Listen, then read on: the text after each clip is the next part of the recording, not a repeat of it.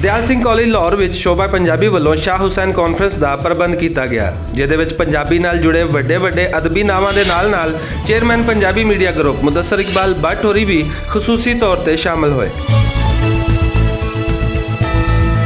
इस मौके पर मुकर्रीन ने पंजाबी शायरी के नाल पंजाबी जुबान लिए कीतियां जाने वालियां अहम काविशां का जिक्र भी किया ते पंजाबी जुबान लिए मजीद काम करने की जरूरत ते जोर भी दिता। अवाइल उमरी की इबादत की तौफीक अल्लाह ताला उसे नूं बख्शते हैं जिन्हों वो मुंतखब कर लेंदे ने किसी बड़े काम लिए, किसी नेक काम लिए या किसी कौम की रहनुमाई। यकीनी तौर पर वो उन्होंने मुंतखब लोगों होएगा जिसनों सूफी कहा जा सकता और असी सब उन्होंने सूफी मानते हैं। Chairman Punjabi media group Mudassar Iqbal but होरा इस मौके पर आख्या कि शाह हुसैन कानफ्रेंस का इनकाद एक वड्डा काम है।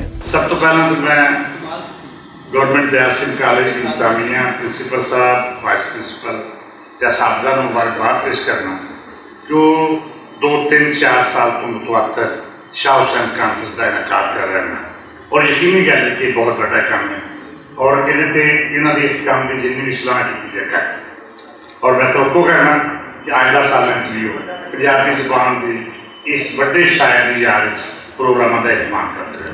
दयाल सिंह कॉलेज में होने वाली इस शाह हुसैन कॉन्फ्रेंस में हाजरीन ने मुकर्रीन की शायरी को भी खूब पसंद किया।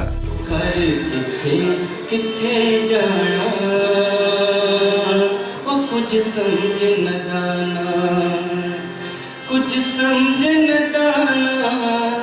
कुछ समझ न दाना कर किथे जाना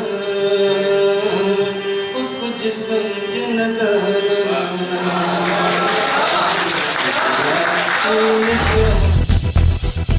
कैमरामैन जिशान भट्ट दे नाल असगर अली, भुलेखा टीवी, लाहौर।